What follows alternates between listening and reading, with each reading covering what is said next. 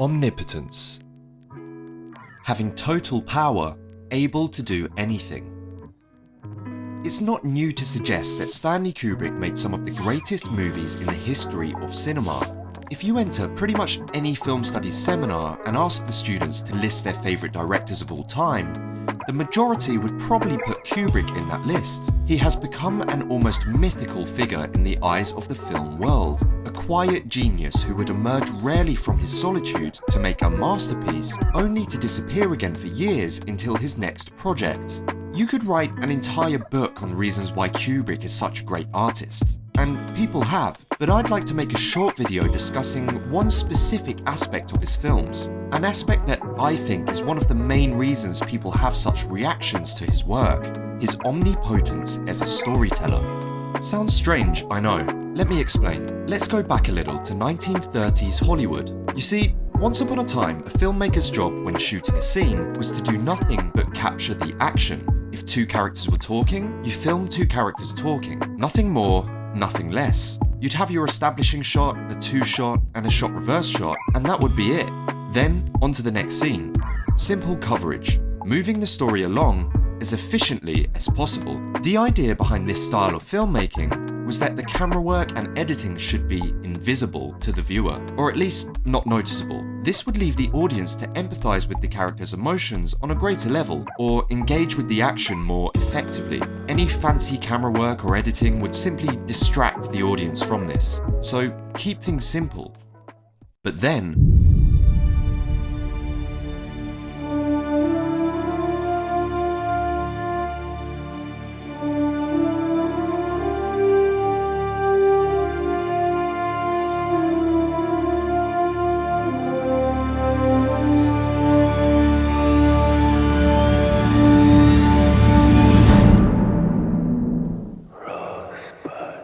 Citizen Kane was released. In a sense, the classical Hollywood era can be defined in two halves. Movies made before Citizen Kane and movies made after Citizen Kane. Orson Welles really changed things with this film. To demonstrate, take a look at this shot here.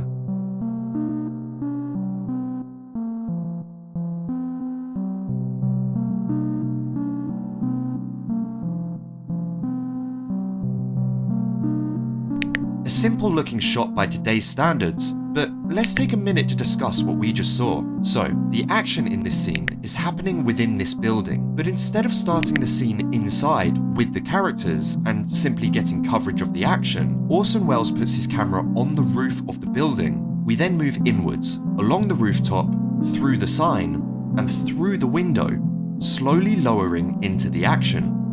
There's a reason this is considered such a monumental shot. The shot is just so abstract, so different to the basic coverage we saw in the 1930s. The camera just flew over a building, through a sign, and through a solid window. What's the purpose of this shot? Well, for one, he's created an atmosphere with the wind and the rain and the dark nighttime aesthetic, setting a mood for the following scene that would not exist without this shot. But if we look further than this, Orson Welles has done something a little more interesting here. He's just demonstrated something to his audience.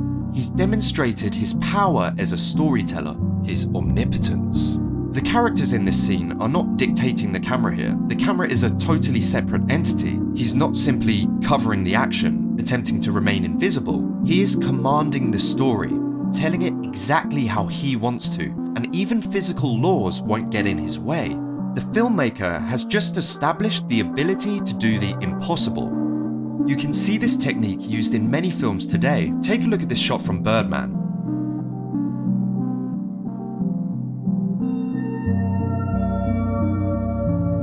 How about this shot from The Matrix?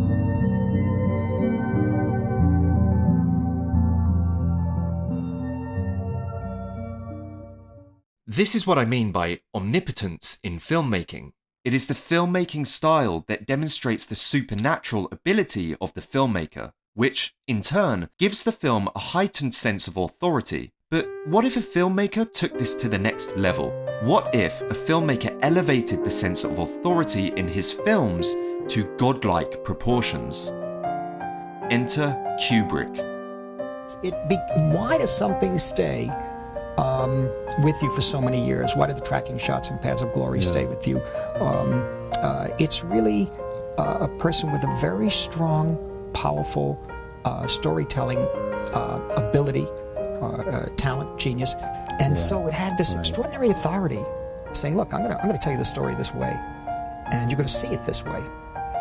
Kubrick does many great things in his work, but one thing that stands out to me more than anything else is his ultimate authority over the story. You don't passively watch a Kubrick film. Kubrick consciously shows you his film. He shows you the action. He shows you his characters. The techniques are not invisible.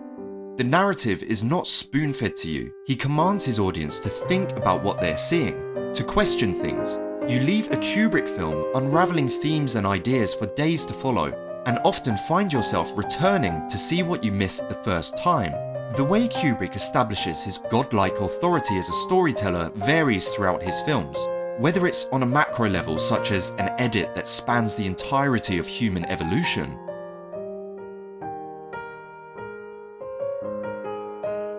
or an ominous supernatural floating camera that follows the subject through a hallway. He even demonstrates this on a micro level, such as placing an impossible window in a dialogue scene to create disorientation in the audience, or destroying well-established filmmaking rules such as crossing the line. These techniques can be seen continuously throughout Kubrick's films. This omnipotent storytelling style can even be observed in the stories themselves. Kubrick doesn't tend to make character-led, emotionally driven films. In fact, he rarely asks his audience to engage with the characters on an emotional level at all, with some exceptions such as Private Pyle in Full Metal Jacket or Barry from Barry Lyndon. Kubrick's characters are usually passive in the narrative. The stories tend to happen around them. They find themselves caught up in an event that happens to be out of their control, and Kubrick rarely portrays them from a human perspective. This style of storytelling distances the audience from the characters, giving the viewer a sense that they are merely observing these people rather than truly empathizing with them. Kubrick's films are observational, not emotional. This is demonstrated quite literally in 2001: A Space Odyssey, in which the main antagonist isn't human at all, but a robot examining humans, questioning their emotional nature and the morality of their decision-making. What are you talking about, Hal? This mission is too important for me to allow you to jeopardize it. This can also be seen in Dr. Strangelove, where the entire film observes the ridiculous and destructive nature of human emotion. Well, listen, how do you think I feel about it? Can you imagine how I feel about it, Dimitri? Culminating in the literal destruction of mankind. And we, as an audience, find ourselves laughing at the absurdity of human nature, not crying at our very own destruction. Gentlemen, you can't fight in here. This is the war room. So, when watching a Kubrick film, we, as the viewer, find ourselves peering into these people's lives from an outside perspective. We do not engage with these characters, we observe them. These characters do not drive the story happens to them, and it's their human reaction that we watch and study through the eyes of a great storyteller, Kubrick. Through these expertly crafted filmmaking and storytelling techniques, Kubrick places us in a unique position as an audience, an omnipotent position, a godlike position.